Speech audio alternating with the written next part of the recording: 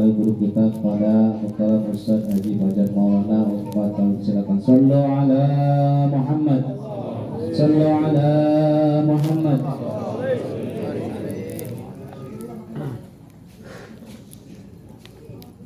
Assalamualaikum warahmatullahi wabarakatuh. Bismillahirrahmanirrahim.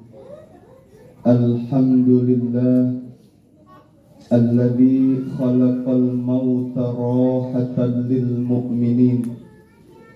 Wassalatu wassalamu ala imamil mursalin Sayyidina wa habibina wa syafi'ina wa maulana Muhammadin wa ala alihi wa sahbihi ajma'in. Amma ba'du, faqad qala Allah ta'ala fi kitabihil karim wa huwa asdaqul qailin wa'bud rabbaka hatta ya'tiyakal yaqin. Hadratal mukarramin wal muhtaramin, para tuan-tuan guru, para orang tua, tokoh masyarakat, wabil khusus yang sama kita hormati guru kita Al-Mukarram Al-Ustadz Dr. Andes Kano Sanjaya, Al-Mukarram Ustadz Namad So'in, Al-Mukarram Ustadz Aryo, Ustadz Irfan Dedi, Al-Mukarram Ustadz Ahmad Sayuti Anwar, Al-Mukarram Ustadz Unen Harmidin, Ustadz Muhammad Nasir, Ustadz Haji Syarif Hidayatullah, Ustadz Alfian, dan para guru-guru yang hadir pada malam hari ini, yang mohon maaf tidak saya sebut satu-satu namanya. Mudah-mudahan guru-guru kita yang hadir panjang umur, sehat walafiat. Dan yang sama kita hormati dan kita doakan sahibul bait, keluarga besar almarhum wal maghfurlah Bapak Nur Hadi bin Matsa'an. Mudah-mudahan seluruh keluarga yang ditinggalkan senantiasa mendapatkan keikhlasan, ketabahan, kekuatan iman Islam dari Allah Subhanahu wa ta'ala. Amin ya Allah ya Rabbal Alamin. Hadirin jamaah yang dimuliakan oleh Allah, di dalam kitab Tanbihul Muqtarrin, buah karya dari Tuan Syekh Abdul Wahab Asy-Sya'rani, beliau menukil satu perkataan dari seorang ulama besar yang bernama Syekh Ibrahim Az-Zayyan. Pada satu ketika ada seseorang yang sedang menangisi mayit, ada seseorang yang sedang menangisi jenazah. Syekh Ibrahim Az-Zayyan berkata kepada orang itu, seharusnya yang kau tangisi itu bukan orang yang telah meninggal dunia. Kalau bahasa kita orang Durenan, kudunya yang lu tangisin bukan orang yang udah mati nih. Yang kudunya lu tangisin adalah diri lu. Kenapa orang yang sudah mati jangan sampai ditangisin? Karena orang yang telah meninggal, kata Syekh Ibrahim Az-Zayyan, mereka telah selamat dari tiga hal. Yang pertama, annahu ra'a malakal maut bi khilafi anta ya akhi. Yang pertama, orang yang sudah meninggal dunia itu pernah melihat malaikat maut, berbeda dengan engkau wahai saudaraku. Saya, Bapak yang hadir pada malam hari ini, belum pernah kita ngelihat bagaimana mukanya malaikat maut. Malaikat maut yang namanya Israel itu tiap hari, tiap malam, dalam kitab At-Tadhkirah fi Ahwalil Mauta wa Umuril Akhirah, setiap hari malaikat Israel itu ngeliatin muka kita sebanyak 70 kali.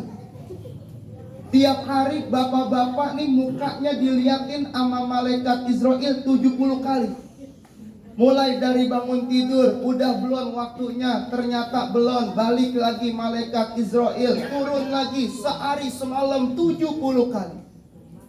Oleh karena itu saudara yang dimuliakan Allah, disebutkan yang namanya mati itu datangnya dadakan. Al-mautu ya'ti baghtatan. Kematian itu datangnya tiba-tiba. Yang namanya mati nggak bisa disangka-sangka. Sakit belum tentu besok mati, sehat belum tentu besok panjang umur. Yang namanya kematian itu al-mas'alatul ghaibiyah. Itu masalah yang gaib, yang kita nggak bisa tahu kapan datangnya sama kita semua saudara yang dimuliakan Allah. Mati datangnya dadakan, tapi bekal kita untuk menghadapi kematian nggak boleh dadakan kita nyarinya. Orang yang meninggal dunia itu kata Nabi tergantung kebiasaan hidupnya. Yamutul mar'u ala ma'asya alih. Matinya seseorang itu tergantung kebiasaannya. Kalau kebiasaannya dia ngaji, matinya lagi ngaji. Kalau kebiasaannya lagi baca Quran, matinya lagi baca Quran. Kalau kebiasaannya megang tasbih, matinya lagi megang tasbih. Kalau kebiasaannya mancing, matinya. Saya udah mau nyebut. Iya. Ada kan ya? Emang kaki gua demen mancing kok. Orang mancing emang gak pernah ada majunya Pak. Kalau maju nyemplung dia. Ya Allah. Tergantung kebiasaannya Pak. Saya punya saudara. Saudara saya saban hari Minggu dia mulu pergi mancing. Kagak mau dia mancing di empang. Kagak ada tantangannya. Kalau mancing di empang kata dia ikan udah dilepas, ikan udah diempanin, kita pancingin, kurang tantangannya. Dia mau nyari yang liar. Dia nyari mancing tuh di empang-empang, Muara Gembong, di Kamal, Cengkareng. Tiap minggu subuh jam 3 udah berangkat. Karena emang resep ama mancing, begitu nyampe Muara Gembong kepleset di atas kapal. Di atas kapal juga nggak ada umurnya. Emang dia biasaannya mancing, matinya lagi pergi mancing juga itu. Makanya baik-baik dah yang sering sama mancing saya bilangin ya. Iya, bukannya kagak boleh, boleh. Cuman jangan nemen-nemen banget atuh. Ini Mas Saban Ari di empang aja. Kalau urusan mancing saya juga suka sama mancing Pak. Cuman saya saya waktuin. Paling kagak 3 bulan sekali ya buat nge-refresh otak mah. Ya boleh dah, nggak ngapa-ngapa. Karena mancing itu juga enggak semuanya jelek. Karena mancing itu ngelatih kita buat jadi orang yang sabar. Karena Allah kan bersama orang-orang yang bersabar. Ayatnya dalilnya sering Bapak sebut tuh, innallaha ma'as sabirin. Sesungguhnya Allah bersama orang-orang yang bersabar. Orang yang mancing itu cerminan sabar Pak. Duduk di empang 2 jam 3 jam kagak dapat tetap dia liatin aja jorannya. Cuman kagak tahu saya itu sabar apa tolol, saya nggak tahu dah. Yang udah nggak dapat nggak pulang-pulang juga. Dia yang kagak ngaji kagak, itu tolol namanya yang begitu Pak tuh. Ya Allah. Maka hidup ini isilah dengan kebaikan. Kalau kita mengisi hidup dengan kebaikan, maka ketika kita mati pun mati kita dalam keadaan yang baik. Mati kita dalam keadaan husnul khatimah. Amin ya Rabbal. Itu yang pertama. Orang yang mati udah pernah dia ngelihat malaikat maut. Yang kedua, orang yang telah mati itu selamat, kata Imam Ibrahim Az-Zayyat, wa dhaqa hararatal maut. Dia udah terbebas dari sakitnya sakaratul maut. Ketika orang sakaratul maut itu Pak, rasanya sakit, perih, ya Allah, nggak ada bandingan sakitnya. Satu saat ada seorang nabi dan rasul yang ibadahnya sangat istimewa kepada Allah. Sering kita dengar ceritanya, namanya Nabiullah Idris alaihi salam. Itu Nabi Idris dilihat sama malaikat Israel. Kalau emang orang ini adalah hamba Allah yang soleh, yang ahli ibadah, pengen dites sama malaikat Israel. Ternyata bener Pak, ini orang Nabi Idris soleh, alim, warok. Dia kagak mau makan yang bukan haknya. Jangankan pakai barang yang haram, yang subhat aja dia nggak makan tuh. Itu Nabi Idris ibadahnya luar biasa. Seminggu, 2 minggu ditungguin sama malaikat Israel. Akhirnya Pak ketahuan kalau itu malaikat Israel. Kenapa tahu Nabi Idris? Kata Nabi Idris, sebenarnya lu siapa sih? Gua makan, lu mak kagak makan, masih tetap ibadah aja. Gua tidur, lu mak kagak tidur. Gua minum, lu mak kagak minum. Sebenarnya lu siapa sih? Malaikat itu kan sifatnya begitu Pak. Wal malakul ladzi bila abin wa la aqlala syurba wala naumalahum. Malaikat mah enggak punya bapak, malaikat enggak punya emak. Malaikat kagak makan, malaikat kagak minum, malaikat kagak tidur. Makanya kalau ada orang yang ngaku jadi malaikat, wajib kita nggak percaya. Bagaimana kita mau niru malaikat? Orang makan kita banyak, tidur kita doyan. Tapi kalau malaikat mah nggak makan, kagak minum, kagak tidur, kagak punya bapak, kagak punya emak. Akhirnya ketahuan tuh, ngaku saya ini adalah Israel. Nabi Idris bingung, Israel, kalau emang engkau benar malaikat Israel, tugasnya kan nyabut nyawa. Ini seminggu jalan sama saya bareng. Itu bagaimana orang dicabut nyawanya? Apa perek nggak ada yang mati seminggu? Kata malaikat Israel, wahai Idris, kau ketahuilah, dunia itu begitu kecil bagiku, bagaikan sebutir telur. Ketika Allah perintahkan aku untuk mencabut ruh dari seorang hamba, nggak pakai susah-susah Pak, tinggal dipitus petisen doang. Kecil dunia sama malaikat Israel, cuman segede telur. Ya udah, kalau emang kau benar adalah malaikat Israel, saya punya satu permintaan. Permintaan apa? Kata malaikat Israel, coba kau cabut ruhku, kemudian kau kembalikan lagi kepadaku. Ya dia mah orang nabi sama rasul, diijabah sama Allah. Malaikat Israel minta diizinin. Ya udah, kalau emang dia mau begitu mah kasih. Namanya kekasih Allah Pak. Dicabut ruhnya tuh sama malaikat Israel, dibalikin lagi. Ditanya sama malaikat Israel, wahai Idris, bagaimana ketika aku mencabut ruhmu rasanya wahai Idris?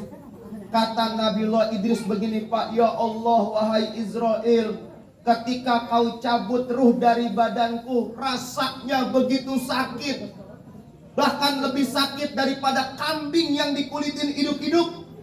Sakitnya 1000 kali daripada kambing yang dikulitin hidup-hidup Pak. Ya Allah Pak, itu Nabi dan Rasul. Begitu dicabut ruhnya Pak, itu rasanya kayak kambing yang dikulitin hidup-hidup. Bagaimana kita saudara yang dimuliakan Allah? Makanya jadiin pelajaran buat kita, biar kita jadi orang yang lebih baik lagi. Jangan tahlil mah tahlil. Lagu kita mah masih begitu-gitu juga. Tahlil mah tahlil, sembahyang kagak doyan. Tahlil mah tahlil, ngaji kagak pada mau. Jangan begitu Pak. Umur mungkinan lama, mungkinan nambah. Kesempatan hidup kita di atas dunia semakin berkurang. Oleh karena itu jadiin pelajaran buat kita Pak. Ketika nanti sakaratul maut, ya Allah rasanya begitu sakit Pak. Makanya ulama-ulama kita ngajarin doa tuh Pak. Itu orang tua zaman dulu kalau baca doa nggak pernah ganti-ganti. Pasti doanya yang dibaca selamatan fiddin, selamatan fiddin, gitu kan ya? Allahumma inna nas'aluka salamatan fiddin wa afiatan fil jasadi. Begitu cukup. Jangan makan ditambah-tambahin. Allahumma inna nas'aluka salamatan fiddina wa afiatan fil jasadina. Pemborosan kali ini mah domir udah nas'aluka. Iya. Begitu ntar terakhirnya wa taubatan qoblal maut. Kalau emang mau wa taubatan qoblal mautina wa rahmatan indal mautina, begitu. Ini mah cuman sampai separuh, terusannya kagak dipakein nak-naknya. Itu mah namanya bontok. Yang begitu ya. Jadi kudu belajar ngaji itu begitu, Pak, ya. Wa taubatan qoblal maut wa rahmatan indal maut wa magfiratan ba'dal maut. Allahumma hawwin alaina fi sakaratil maut wan najatan minan nar wal afwa indal hisab. Rabbana la tuzigh qulubana ba'da idh hadaitana wa hab lana min ladunka rahmatan innaka antal wahhab. Walaupun ketika dicabut ruh seorang hamba begitu sakit, ketika Allah kasih rahmat sama hambanya, Pak, itu rasanya kayak rambut yang dicabut dari tepung, Pak. Kenapa? Karena di situ ada rahmat Allah Subhanahu wa taala. Maka Bapak lazim itu baca doa tuh. Allahumma inna nas'aluka salamatan fid din wa afiatan fil jasadi wa ziyadatan fil ilmi wa barakatan fil rizqi wa taubatan qoblal maut wa rahmatan indal maut wa magfiratan ba'dal maut. Allahumma hawwin alaina fi sakaratil maut wan najatan minan nari wal afwa indal hisab. Itu Bapak amalin tuh doa supaya nanti ketika kita sakaratul maut, Allah berikan kemudahan kepada kita, Allah akan turunkan rahmat kepada kita sehingga kita tidak merasakan rasanya sakit seperti yang dirasakan oleh orang-orang yang tidak beriman kepada Allah. Oleh karena itu, saudara yang dimuliakan Allah, orang yang sudah meninggal itu dia telah selamat dari rasanya sakaratul maut. Tinggal kita yang masih hidup nih, Pak. Bagaimana nasib kita? Kita enggak tahu. Apa kita mati dalam keadaan baik, apa kita mati dalam keadaan yang buruk, kita enggak tahu, Pak.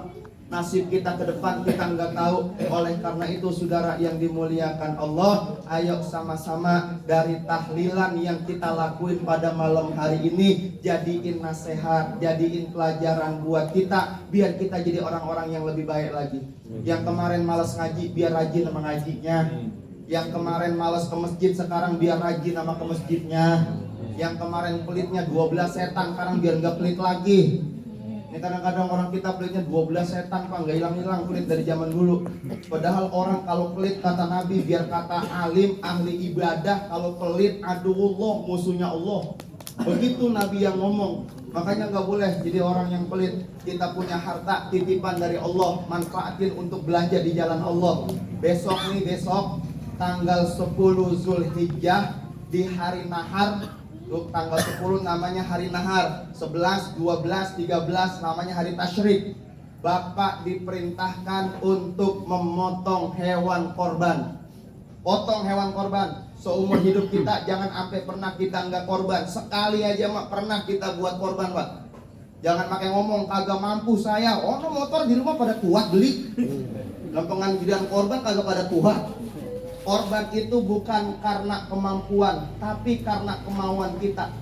Banyak orang yang ekonominya di bawah kita, tapi dia mampu buat korban. Kenapa? Karena ada kemauan di dalam dirinya, Pak. Ya, ada niat, bener kok. Ada niat. Dia bakal berkorban. Makanya besok Bapak yang dikasih rezeki, kita potong hewan-hewan korban, insya yang Allah kasih rezeki luas, mampu beli sapi yang harga 50 juta, beli yang 50 juta. Yang mampunya beli 40 juta, beli yang harga 40 juta. Saya mampunya cuma 25 juta, Ustadz, beli yang 25 juta. Saya mampu cuma kambing doang, Ustadz, yang gede yang harganya 5 juta, beli yang harga 5 juta. Kalau emang sanggup yang 3 juta, beli yang 3 juta. Jangan Bapak sanggup korban harga kambing yang 5 juta, nyari kambing yang harganya 1,5 juta. Itu kambing sudah setengah, kadang Bang gedean dikit dari kucing. Udah asal dianterin ke masjid Nurul Iman, pakai mesen dulu Ustadz Kanong, Ustadz saya mau korban ini. Cuman jangan lupa paha depan, paha belakang, sama pala anterin ke rumah saya ya. Orang mau makan apa itu? Segala korban begitu, potong aja sendiri di rumah, jangan pakai ke masjid. Iya, ada orang yang modelnya begitu, Pak. Ya Allah ya. Jangan tuh, ada jatah 1/3 dari pengorban. Biasanya paha depan satu, biasanya begitu, sama hati sebelah itu ada namanya hitungannya sepertiga hak dari orang-orang yang berkorban. Boleh bapak makan daging korban, gak ngapa-ngapa, bertabaruk, kata ulama begitu, bertabaruk dengan hewan yang kita korbankan, karena dia kan saripatinya sudah sampai ke sorga. Sebelum darahnya itu sampai, itu pahalanya udah nyampe duluan pak, yang bapak korbanin itu. Maka kata Nabi, ma'amila ibnu Adam, tidak ada amal yang dicintai oleh Allah Subhanahu wa taala fi yaumin nahri, pada hari nahar, kecuali dia memotong hewan-hewan korban. Fa innahu la ya'ti yaumal qiyamah bikuruniha wa azfariha wa ash'ariha, karena sesungguhnya hewan yang bapak korbankan di tanggal 10 Zulhijjah akan didatangkan oleh Allah lengkap dengan tanduk, dengan kuku, dan dengan bulu-bulunya pak. Itu nanti bapak akan tunggangin ketika berjembat di jembatan Shiratal Mustaqim. Kata Nabi, perbaguslah hewan korban kalian, fa innaha, karena sesungguhnya itu hewan korban yang kalian korbankan, alas sirati matoyakum, ketika kita berjembat di jembatan Shiratal Mustaqim, itu akan menjadi kendaraan kita. Begitu bapak korban, naik kendaraannya cakep, berjembatan di jembatan Shiratal Mustaqim. Kalau yang nggak pernah korban, jalan kaki di atas jembatan Shiratal Mustaqim. Makanya seumur hidup kita, biar pernah kita korban, biar sekali aja juga, ya pak ya, insya Allah. Jangan korban kagak mau, ke masjid kagak pernah, ngaji kagak ngikut, kagak dapat kupon dari masjid, marah sama panitia. Saat kalau dimarahin bagaimana sih itu DKM? Masa gua kagak pakai dapat daging, lah emang kagak pernah datang ke masjid, orang kagak ingat sama dia. Kalau emang kagak pernah duduk di tempat begini mah kita juga panitia nggak pada ingat pak. Coba kalau bapak rajin ngaji, rajin ke masjid, belum sampai itu daging dipotong udah keingetan. Oh si anu noh sering banget rajin banget ke masjid, jangan sampai nggak dapat dia kesian begitu. Ini datang kagak pernah ke masjid, kagak dapet daging mah. Ya Allah, ada orang sini yang gitu ada? Agak kali ya. Kalau ada mah kebangetan tuh. Ya, saudara yang dimuliakan Allah. Jadi itu kita perbaiki lagi kehidupan kita perbaiki lagi amal ibadah kita kepada Allah. Ketika kita selalu melakukan perbuatan baik, insya Allah mati kita dalam keadaan baik, mati kita dalam keadaan husnul khotimah. Almarhum Bang Nur Hadi orang yang baik, dia rampek buat sama orang. Kalau ketemu di mana aja mulu negor, ini almarhum. Mukanya ceria terus nih almarhum. Itu idkhalus surur, dia tuh ngasih kebahagiaan kepada saudara muslim. Orang pak kalau kita kenal, jangankan bagi dia duit, kita tibang senyum doang hati kita udah girang pak. Kita ketemu di mana-mana nih, senyum nih bang, sini bang, mampir, itu rasanya hati udah girang banget itu. Iya udah gede banget hati, kali kalau dia sampai nawarin makan mak, tibang senyum aja negor kita, udah girang banget hati kita. Ya Allah, itu namanya memperbuat senang hati seseorang, itu perintah Nabi. Almarhum begitu pak. Maka kita doain mudah-mudahan almarhum orang yang baik, orang yang selalu silaturahim, mudah-mudahan beliau meninggal dalam keadaan husnul khotimah dan beliau mendapatkan tempat yang sebaik-baiknya di sisi Allah Subhanahu wa taala. Amin ya Allah ya rabbal alamin. Jamaah yang dimuliakan Allah, itu aja yang saya sampaikan. Mohon maaf kurang lebihnya karena pas jam saya pukul 21.00. Di Durenan kan tahlil jam 9 udah kelar sebenarnya. Ya, karena ini malam ke-7, jadi rangkaiannya agak lama dan tungguin jemaah karena hujan, mungkin jam 8 baru mulai. Ya, jadinya agak malam, nggak ngapa-ngapain ini Pak ya? Nggak ngapa-ngapain ini? Ya, alhamdulillah ya. Jadi besok Bapak hari Jumat, hari Sabtu terakhir nih. Jumat, Sabtu jangan lupa puasa tarwiyah sama Arafah. Karena di Indonesia lebarannya tanggal 10. Kan di Arab lebarannya hari Sabtu Ustaz. Sekarang yang saya tanya, Bapak tinggal di Arab apa di Indonesia? Begitu aja, kalau mau tinggal di sini ikutin yang di sini. Kalau tinggal di Arab ikutin di Arab. Iya, jangan pakai sok tahu. Itu di dalam pemerintah itu Pak udah ada ahlinya semua. Ya, ada ahli falakia, ada ahli fikihnya, ada ahli BMKG-nya. Oh, udah macam-macam dikumpulin itu. Makanya sidang isbat namanya, penetapan tanggal 10 Zulhijjah ternyata di Indonesia tanggal 10 pada hari Minggu. Makanya kita hari Jumat, hari Sabtu puasa tarwiyah sama Arafah. Insya hari Minggunya sembahyang Id, habis sembahyang Id potong hewan korban, habis potong hewan korban yang punya daging nyate-nyate, yang kagak punya daging ya udah liatin aja orang yang nyate dah. Kagak apa yang mau dibakar habisnya. Ya jadi begitu aja Pak ya. Mudah-mudahan yang kita lakukan di bulan Dzulhijjah ini akan menjadi bekal kita untuk menghadap kepada Allah Subhanahu wa taala. Ya terima kasih. Mohon maaf kurang lebihnya. Wallahul muwaffiq ila aqwamit thoriq. Assalamualaikum warahmatullahi wabarakatuh. Bapak hadirin jamaah tajwid rahimakumullah, alhamdulillah sama-sama kita dengarkan tausiah Hazrat Hasan dari guru kita, mudah-mudahan